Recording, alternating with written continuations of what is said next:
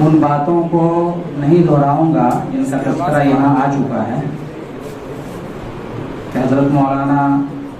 عثمان غنی صاحب رحمۃ اللہ علیہ کی تعلیم و تربیت کس انداز میں ہوئی، کس ادارے میں انہوں نے تعلیم حاصل کی، اور شروع سے ہی ان کا ذہن جہاں ایک طرف ایک مفتی کی حیثیت سے چلتا رہا، ایک داعی کی حیثیت سے چلتا رہا، انہوں نے ان کی نظر سیاست کے اوپر بھی بڑی گہری تھی، اور میرے مطالعے کی حد تک جیسا کہ میں نے اس مقالے میں لکھا ہے، جب دارالعلوم دیوبند کے بعد آپ کا انتخاب بانی امارت شریعہ نے امارت شریعہ کے لیے کیا، ناظم کی حیثیت سے، مجلس شورا کے رکن کی حیثیت سے، تو اس وقت آزادی کا بگل بچ چکا تھا اور آزادی کی لڑائی شباب پر چل رہی تھی۔ حضرت مولانا ابو المحاسن محمد سجاد صاحب رحمۃ اللہ علیہ نے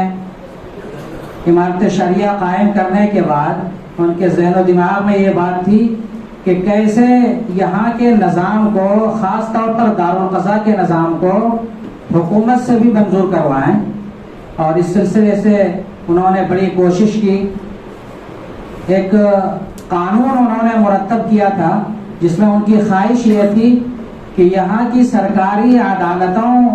میں جو فیصلے ہوں مسلم خواتین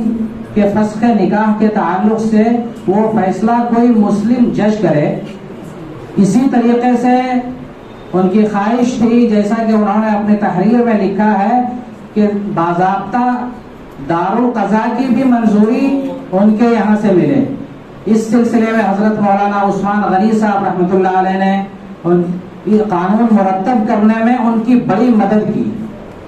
چنانچہ اس حوالے سے میں نے جو پیراگراف لکھا ہے صرف اس کو پڑھ کر کے اپنی بات ختم کرتا ہوں، چونکہ آج وقت بہت کم ہے اور ابھی ہمارے حضرت امیر شریعت، نائب امیر شریعت دامت برکاتہم کی بھی بات ہونی ہے اور بھی مقالی نگاروں کی باتیں ہونی ہیں۔ صرف آخری پیراگراف میں پڑھ کر کے اپنی بات ختم کرتا ہوں۔ آخر میں اس حوالے سے ہم نے لکھا ہے کہ امارت شریعہ کے دارالقضاء سے جو فیصلے ہوتے تھے وہ شریعت کے مطابق ہوتے تھے، اور اس سے مسلمانوں کی معصیتوں اور مصیبتوں کا ازالہ ہوتا تھا۔ نفاذ کی قوت نہ ہونے کی وجہ سے اس کا فائدہ محدود رہا۔ دارالقضاء کی افادیت کو عام کرنے کی صحیح ہر مسلمان پر فرض تھی۔ اس تعلق سے حضرت مولانا محمد عثمان غنی کو حضرت مولانا محمد سجاد صاحب برابر مضامین لکھنے کا حکم فرماتے رہے اور اپنے مضامین کے ذریعے اسمبلی کے ارکان کی توجہ دلاتے رہے۔ قانون انفساخ نکاح مسلم کے مسودے کی ترتیب میں حضرت مولانا محمد عثمان غنی صاحب نے حضرت مولانا سجاد صاحب کے ساتھ برابر شریک ہو کر کام کیا۔ اس قانون کے ذریعے صرف مقصد یہ تھا کہ سرکاری عدالت میں بھی مسلم خواتین کا انفساخ نکاح بھی مسلم جج کے ذریعے ہو اور دارالقضاء کو بھی قانونی طور پر منظوری دلایا جائے، مگر ایسا نہیں ہوا۔ اس کے نقصانات ملت برداشت کر رہی ہے۔ والسلام علیکم ورحمۃ اللہ۔